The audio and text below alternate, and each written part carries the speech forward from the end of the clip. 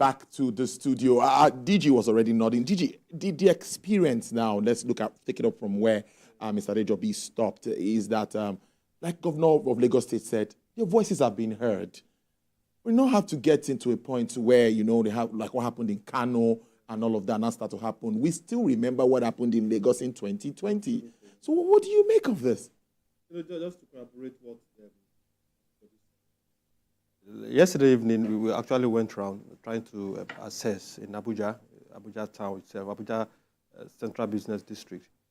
And it was actually a close shave also, because it became riotous. There were some were actually hauling stones at our cars, that you have to start climbing the interchange to escape the hauling of stones. So I think it has really gone beyond the peaceful protest. I think the process has been hijacked significantly in many places, as we've seen in Kano.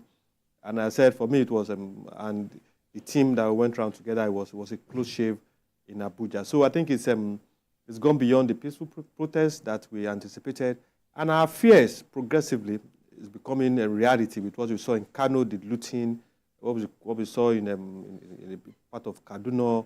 And I think it's becoming worrisome, and we just hope the police will continue to live up to the expectation of protecting lives and properties of legitimate citizens of this country. Let's look at the organized private, the effect on the private sector now. These are the guys creating these jobs. Small businesses can't go ahead with their businesses. Manufacturers are even scared to produce because they believe that if you're going on the roads and something happens, for example, maybe bread bakers, they're like, no, I'm not going to produce until this is over. Let's now look at the ripple effect. Dr. Muda Yusuf came up with a report and said 400 billion naira as an estimate is what we'll lose as a country for one day. It's an estimate. An estimate. It could be more. It could be more because of the crisis that we have, the contradictions, inherent contradictions. As the voices of the protesters, has it been heard loud and clear? I think it has been heard loud and clear. And there was also a report that the lawyer to the protesters also urged that it should be limited to 1 or 2 days because their voice has basically been heard loud and clear. The kind of engagement that government at all levels, both the federal, state governments, the kind of engagement that has gone on in the last 1 week is quite unprecedented. And that shows to some extent that probably government is listening. And government is willing to engage. If that is all to it, I think it's a big win. And for organized private sector, I said the experience of 2020, where we lost over 1 trillion naira in investment, is also a big challenge for us. And we cannot continue to portray this image to the world. We are calling for investors. And we are saying there is crisis with job creation, and the organized private sector that should create the jobs. Our actions and inaction is also creating bottlenecks for them. They cannot operate, they cannot transact businesses. Then how exactly do we come out of the quagmire? Are we digging ourselves deeper into the hole, or we are focused on resolving these issues? So for us, I think we want to appreciate the police for what they've done, what they will continue to do, why they continue to keep all of us safe. I think it's time for all of us also to take a retrospect. Is our voice being heard already? I think our voice has been heard. Then let's come together and create a platform where all these issues can be addressed. As I said, are things tight now? Yes, absolutely. But with the kind of succor that the Lagos State government is bringing up, then all subnationals should also rise up. Follow suit. Rise up and meet the citizens in the middle by providing all this support. I think to go a long way. It's like investors are sitting on the fence right now. Let me check if my other guest is on. President of the Association of Mobile Phones and Allied Products Traders of Nigeria, Mr. Musa Mamza. He's joining me from Abuja. Mr. Mamza, good afternoon. Are you there? Yes, I am. Good afternoon, Mr. Tolu. Thank you so much for being there. Now, let me ask you this question first. Before this, your association came out clearly to say they were not participating in this impending nationwide strike. That's before it started, actually. It's now day 2. Tell us, how has it been? How are your members? How have they been coping with this? Are they going along with their businesses? What is happening in that space? Thank you, Mr. Tolu. First and foremost, I would like to say my condolence to the families of those that are bereaved or who lost their lives in this protest. It is unfortunate, and it's a black day for us since yesterday in Nigeria.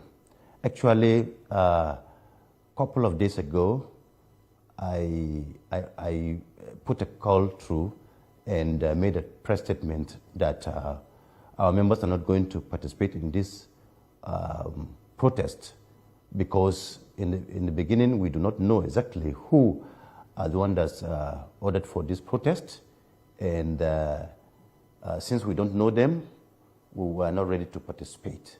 And secondly, if this protests go haywire, I think we will be the most affected because, you know, mobile phone business is like bank business where monies are being exchanged, and each product, each device means a lot to us. It's a money.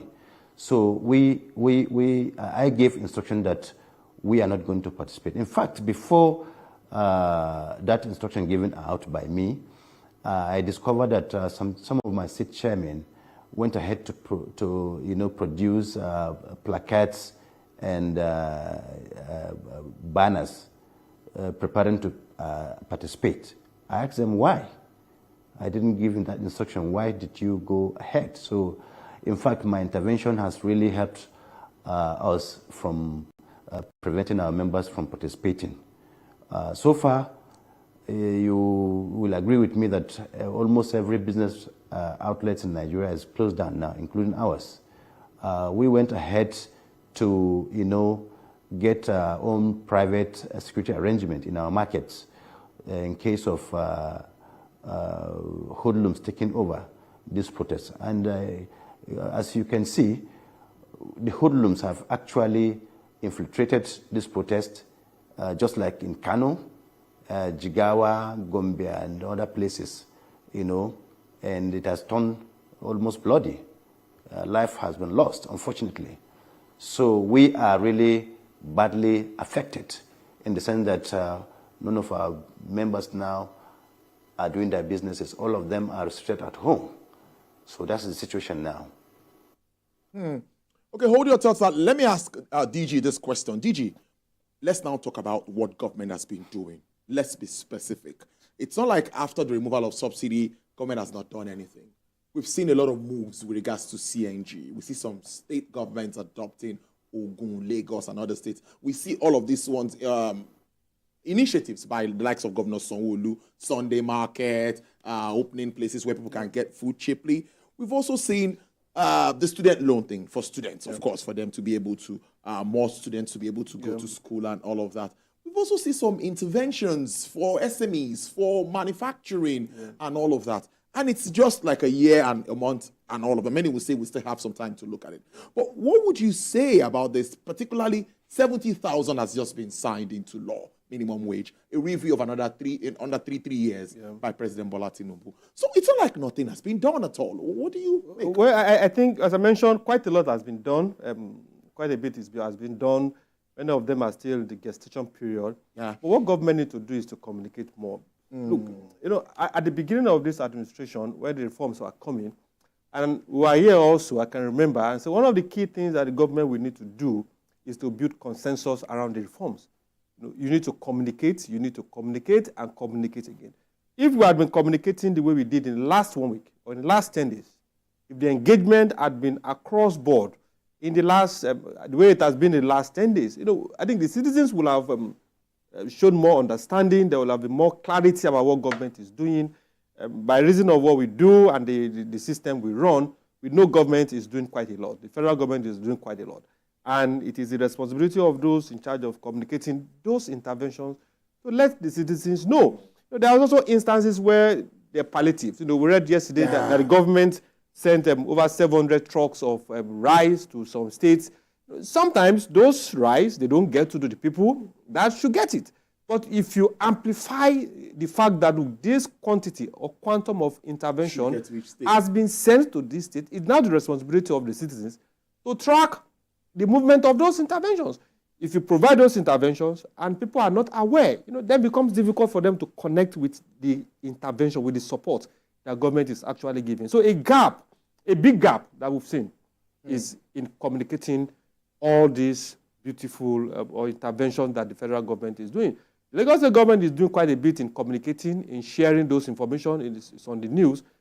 Each subnational should also come out and tell the citizens, these are the things that we are doing to mitigate the challenges. These are our constraints. It's very important. These are our limitations. These are the things we plan to do, but these are our limitations. Build consensus around this communication, and then we have the agitation will progressively reduce. Mr. Musa, now in your field, mobile phones, tech, and all of that, what are your specifics when you talk of challenges now? What would you like government to help look at moving forward to, of course, make your business easier moving forward? You can't joke with that space. Mobile phones and accessories, tech, that's ICT, that's the way to go. In fact, I would like to say that this protest has really adversely affected not only mobile phone traders, but business generally. And our economics also affected, just like you rightly mentioned now, when Mr. Yusuf said on a daily basis, we're likely going to lose about 400 billion daily. That is a negative situation to us. As for us, we want the government to really do something concerning this foreign exchange. Although just yesterday I heard that some business executives visited him, and so much was discussed concerning this forex tax. Then that will help us. So, basically our products are imported, and so we rely heavily on the rate of foreign exchange. If it dwindles, it badly affects us. Loss sometimes occurs. So we want the government to do something really about the fluctuation of dollars. And, like everyone is saying now, removal of that fuel subsidy is the main challenge, and is one of the main reasons why this protest is going on. Of course, there's hardship in the land. We really need government to look into its policies now. Where it is not working, let them change it, because as you know, the slogan is a renewed hope agenda. So we want, if the renewed hope agenda is not working well, let them look into it and see ways through which to adjust the policies and programs of this government. Because we believe in this government. We believe that they have listening ears. As for the rioters or the protesters, it is high time for them to really call it off. Their voices have been heard loud and clear. Let them give chance to this government to do the needful. Because for me, 1 year is not enough to rate this government. Let us give them some little time to see how to put things in order, so that all of us will be happy. DG, some of the demands now, back into the studio, some of the demands. Reversing fuel subsidy removal, making the price of PMS 100 naira per litre. Clearly, some of this, technically, it looks like electricity tariff is also another thing that they are talking about. So, like you said, communication again. I think, how possible do you see government agreeing to some of this?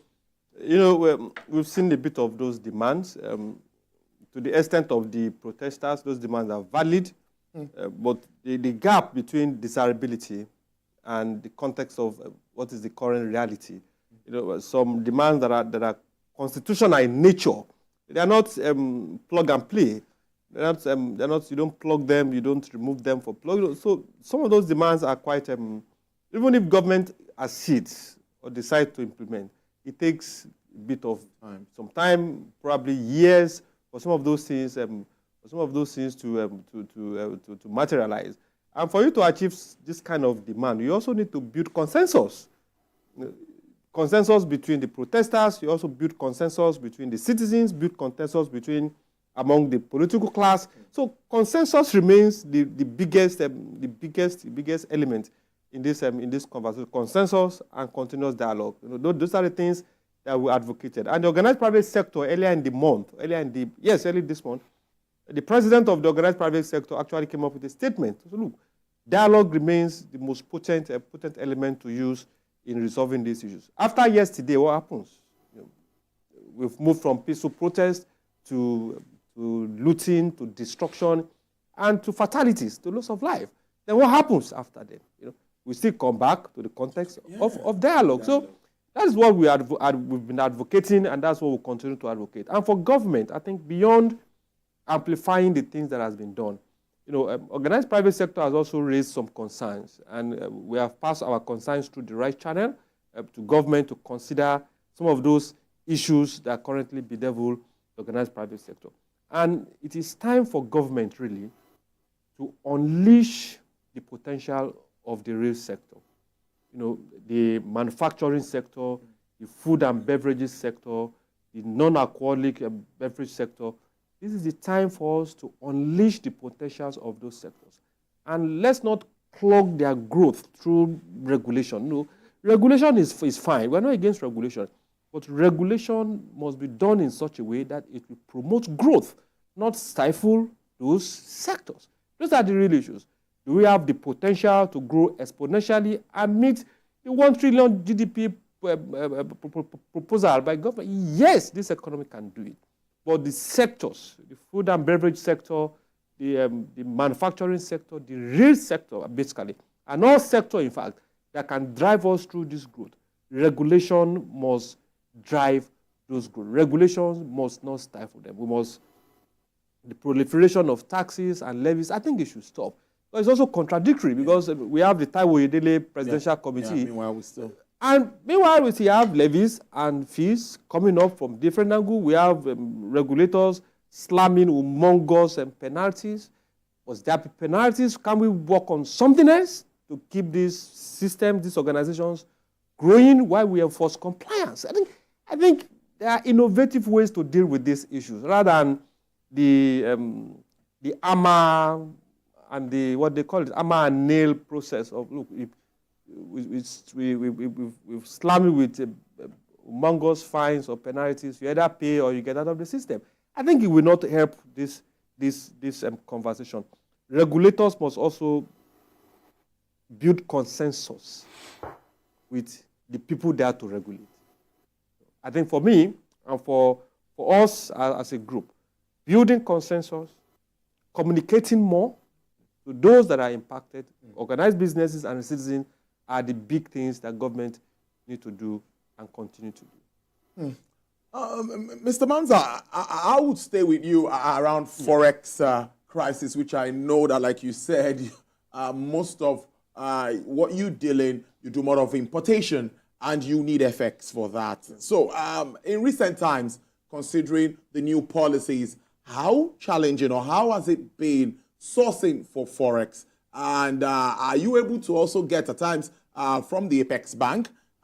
What has been happening around that space? And what specifically can government do to help address that so that you can also make more profit and Nigerians can also buy cheaper?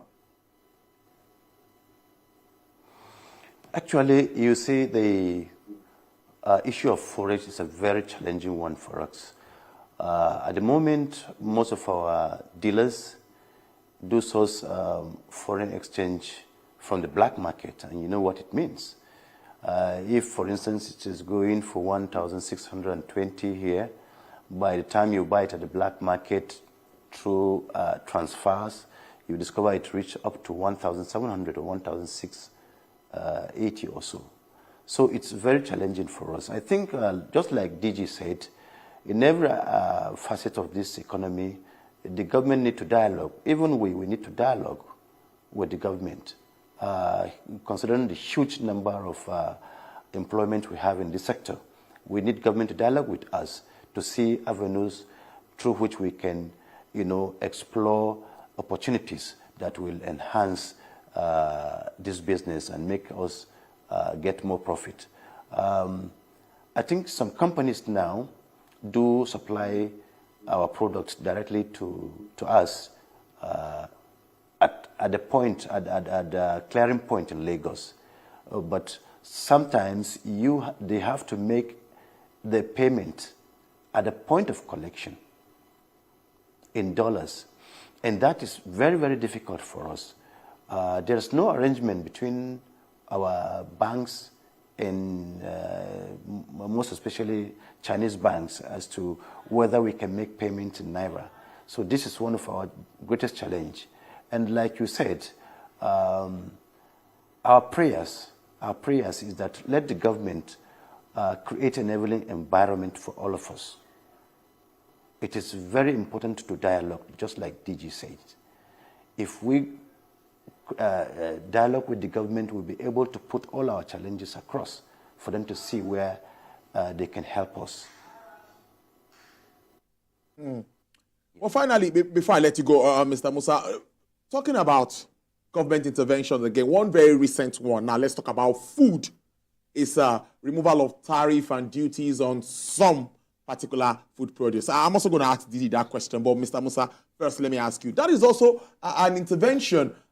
Do you think that the state governments also need to do more to support the federal government, since they are getting more from FARC at the moment? More money is coming in. So what sort of collaboration are you expecting moving forward for our country's outlook? In fact, the box is on the table of the governors now, because just like you said, the governors are receiving huge amount of money monthly or quarterly,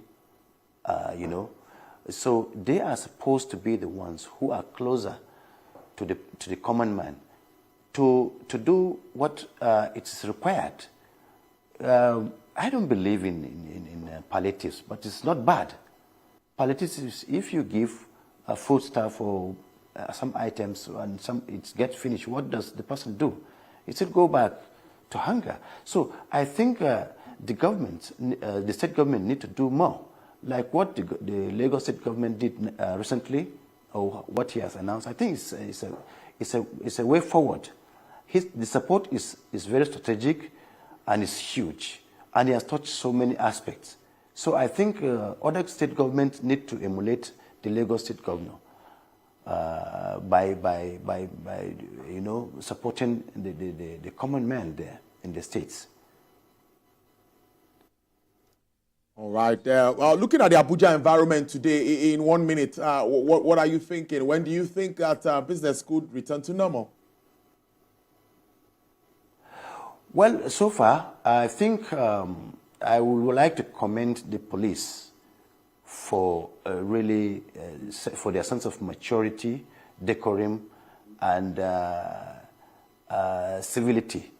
They have tried not only in Abuja but across the country. From what I've seen, it is unheard of for police to be giving water to protesters, just like it happened in Edo, and in Lagos, you will see the police protecting the protesters. This is very, very unprecedented, and it is well commending. We want to plead with the protesters to please put a stop to it. Yesterday has been the day they started, but let it discontinue after today, because you can imagine, those who are doing business in a day to get what to take home. I do not have what to do now. It's very hard on them. So I think since the government have heard them loud and clear, it is time for them to discontinue this protest, so that let peace return to our country and businesses to go back to normalcy.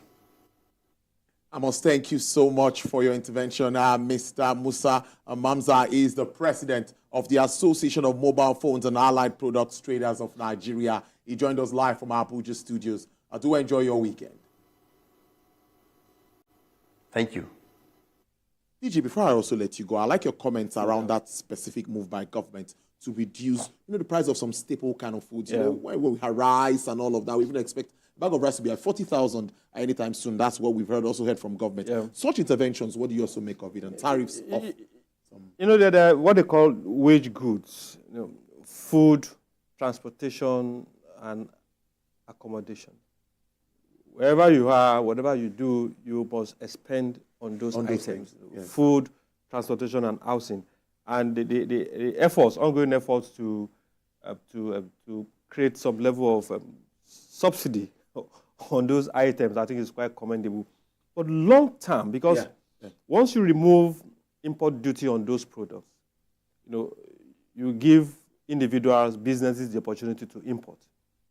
Invariably, you also create more need for forex. Yeah. So you put more pressure on forex. So long term or medium term, I think one of the things we can do is to address the issue of insecurity that has made many farmers to get out of the farms. But that is the root cause of the rising food inflation that we have. But ongoing efforts to crash the right price of food in the short term, to create subsidies that the Lagos State government is doing, quite commendable in the short term. But long term, I think we also need to address the local production of food. That is the long-term solution to this crisis. Director General, thanks for staying all through with us. Nigerian Employers Consultative Association. It's always nice having you, Mr. Adewale Oyerinde. Thank you for having us. All right, enjoy your weekend. Thank you. All right, let's move to talk markets. And Effiong Gekop is already in the studio for us to get talking markets.